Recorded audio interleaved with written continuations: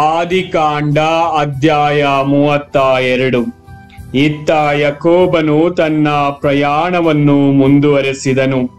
ದೇವದೂತರು ಅವನೆದುರಿಗೆ ಬಂದರು. ಯಾಕೋಬನು ಅವರನ್ನು ನೋಡಿ, ಇದು ದೇವರ ಪಾಳೆಯ ಎಂದು ಹೇಳಿ ಆ ಸ್ಥಳಕ್ಕೆ ಮಹನಯಿಮ್ ಎಂದು ಹೆಸರಿಟ್ಟನು. ಬಳಿಕ ಯಾಕೋಬನು ಎದೋಮ್ಯರ ನಾಡಿನ ಸೇಯಿರ್ ಎಂಬಲ್ಲಿ ವಾಸವಾಗಿದ್ದ ತನ್ನ ಅಣ್ಣ ಏಸಾವನ ಬಳಿಗೆ ಮುಂದಾಳುಗಳನ್ನು ಕಳುಹಿಸಿದನು.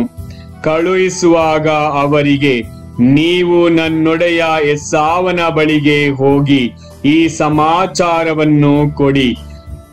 ನಿಮ್ಮ ದಾಸ ಯಾಕೋಬನಾದ ನಾನು ಇಷ್ಟು ದಿನ ಲಾಬಾನನ ಬಳಿ ವಾಸ ಮಾಡಬೇಕಾಗಿ ಬಂದಿತು. ನನಗೆ ಎತ್ತು, ಕತ್ತೆ, ಆಡು, ಕುರಿ, ದಾಸ ದಾಸಿಯರು ಇದ್ದಾರೆ.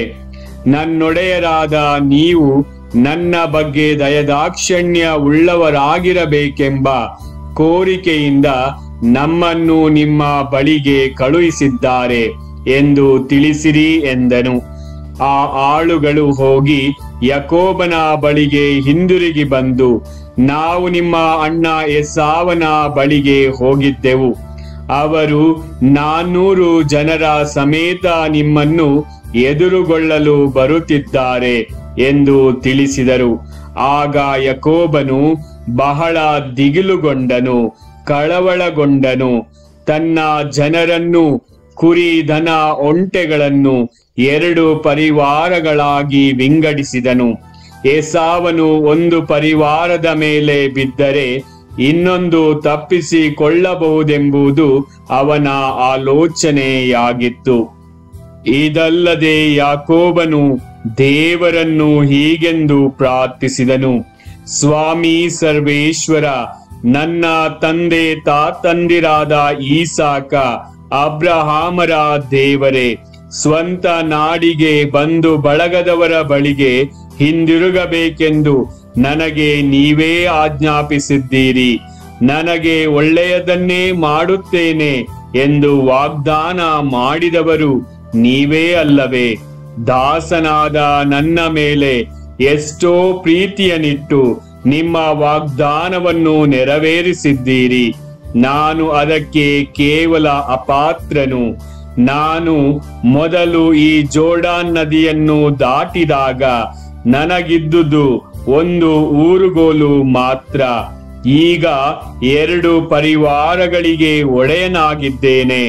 ನನ್ನ ಅಣ್ಣ ಏಸಾವನು ಬಂದು ನನ್ನನ್ನು, ನನ್ನ ಮಕ್ಕಳನ್ನು, ಅವರ ತಾಯಂದಿರನ್ನು ಕೊಲ್ಲುವನೋ ಏನೋ ಎಂಬ ಭಯ ನನಗಿದೆ.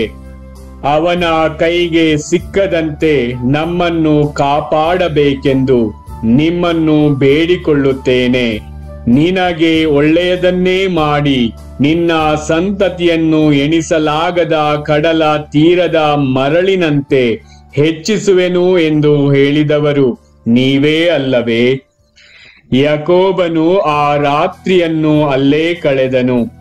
200 ಆಡು, 20 ಹೋತ, 200 ಕುರಿ, 20 ಟಗರು, ಹಾಲು ಕರೆಯುವ 30 ಒಂಟೆ ಮತ್ತು ಅವುಗಳ ಮರಿ, 40 ಆಕಳು, 10 ಹೋರಿ, 20 ಹೆಣ್ಣುಗತ್ತೆ, 10 ಗಂಡು ಕತ್ತೆ, ಇವುಗಳನ್ನು ತನ್ನ ಅಣ್ಣ ಏಸಾವನಿಗೆ ಕಾಣಿಕೆಯಾಗಿ ತೆಗೆದುಕೊಂಡನು.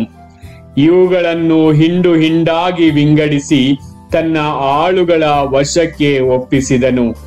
ನೀವು ನನಗಿಂತ ಮುಂಚಿತವಾಗಿ ಹೋಗಿರಿ, ಹಿಂಡು ಹಿಂಡಿಗೂ ಮಧ್ಯೆ ಸ್ಥಳವಿರಲಿ ಎಂದು ಆ ಆಳುಗಳಿಗೆ ಹೇಳಿದನು. ಮೊದಲನೆಯ ಹಿಂಡಿನ ಆಳಿಗೆ, ನನ್ನ ಅಣ್ಣ ಏಸಾವನು ನಿನ್ನೆದುರಿಗೆ ಬಂದು, ನೀನು ಯಾರ ಆಳು? ಎಲ್ಲಿಗೆ ಹೋಗುತ್ತಿರುವೆ? ನಿನ್ನ ಮುಂದೆ ಇರುವ ಇವೆಲ್ಲ ಯಾರವು ಎಂದು ಕೇಳಿದರೆ, ನೀನು, ಇವು ನಿಮ್ಮ ದಾಸ ಯಾಕೋಬನವು. ಒಡೆಯರಾದ ನಿಮಗೆ ಇವುಗಳನ್ನು ಕಾಣಿಕೆಯಾಗಿ ಕಳುಹಿಸಿಕೊಟ್ಟಿದ್ದಾರೆ. ಅವರು ನಮ್ಮ ಹಿಂದೆ ಬರುತ್ತಿದ್ದಾರೆ ಎಂದು ಉತ್ತರ ಕೊಡಬೇಕು ಎಂಬುದಾಗಿ ಅಪ್ಪಣೆ ಕೊಟ್ಟನು.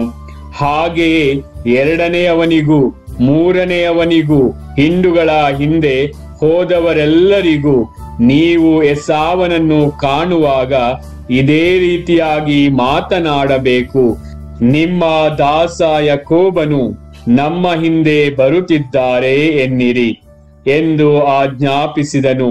ಯಾಕೋಬನು ತನ್ನೊಳಗೆ, ನನಗೆ ಮುಂಚಿತವಾಗಿ ಹೋಗುವ ಈ ಕಾಣಿಕೆಯಿಂದ ಏಸಾವನನ್ನು ಸಮಾಧಾನ ಪಡಿಸಿದ ಮೇಲೆ ನಾನು ಅವನನ್ನು ಭೇಟಿಯಾಗುತ್ತೇನೆ.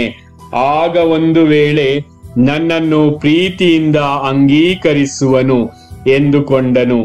ಆದ ಕಾರಣ ಅವನು ಆ ಕಾಣಿಕೆಯನ್ನು ಮುಂಚಿತವಾಗಿ ಕಳಿಸಿ ತಾನು ಆ ರಾತ್ರಿ ಆತನ ಪಾಳೆಯದೊಳಗೆ ಇದ್ದನು. ಆ ರಾತ್ರಿ ಯಾಕೋಬನು ತನ್ನ 2 ಹೆಂಡತಿಯರನ್ನು, 2 ದಾಸಿಯರನ್ನು, 11 ಮಂದಿ ಮಕ್ಕಳನ್ನು ಕರೆದುಕೊಂಡು ಯಬೋಕ್ ಹೊಳೆಯನ್ನು ದಾಟುವ ಸ್ಥಳದಲ್ಲಿ ದಾಟಿದನು. ಅವರನ್ನು ತನ್ನ ಆಸ್ತಿ ಪಾಸ್ತಿಯನ್ನು ದಾಟಿಸಿದ ಮೇಲೆ ಯಾಕೋಬನು ಒಂಟಿಯಾಗಿ ಹಿಂದೆ ನಿಂತಿದ್ದನು. ಯಾರೋ ಒಬ್ಬ ಪುರುಷ ಬೆಳಗಾಗುವ ತನಕ ಅವನ ಸಂಗಡ ಹೋರಾಡಿದನು. ಆ ಪುರುಷ ತಾನು ಗೆಲ್ಲದೆ ಇರುವುದನ್ನು ಕಂಡು ಯಾಕೋಬನ ತೊಡೆಯ ಕೀಲನ್ನು ಮುಟ್ಟಿದ್ದರಿಂದ ಹೋರಾಡುತ್ತಿರುವಾಗಲೇ ಯಾಕೋಬನ ತೊಡೆಯ ಕೀಲು ತಪ್ಪಿತು. ಆ ಪುರುಷ, ನನ್ನನ್ನು ಹೋಗಬಿಡು, ಬೆಳಗು ಆಗುತ್ತಿದೆ ಎನ್ನಲು ಯಾಕೋಬನು, ನೀವು ನನ್ನನ್ನು ಆಶೀರ್ವದಿಸಿದ ಹೊರತು ನಿಮ್ಮನ್ನು ಹೋಗಬಿಡುವುದಿಲ್ಲ ಎಂದನು.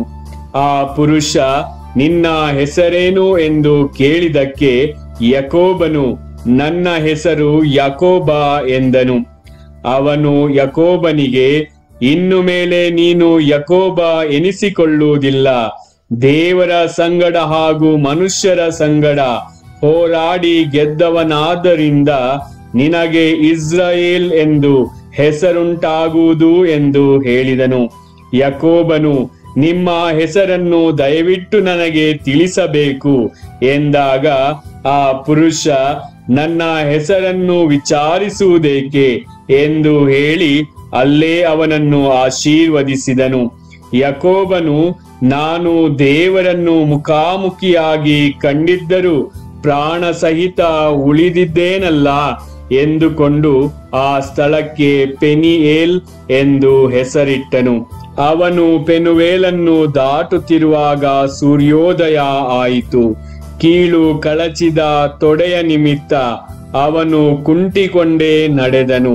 ಆ ಪುರುಷನು ಯಾಕೋಬನ ತೊಡೆಯ ಕೀಲನ್ನು ಮುಟ್ಟಿದ್ದರಿಂದ ಇಸ್ರಾಯೇಲರು ಇಂದಿನವರೆಗೂ ತೊಡೆಯ ಕೀಲಿನ ಮೇಲಿರುವ ಮಾಂಸವನ್ನು ತಿನ್ನುವುದಿಲ್ಲ. ಪ್ರಭುವಿನ ವಾಕ್ಯ.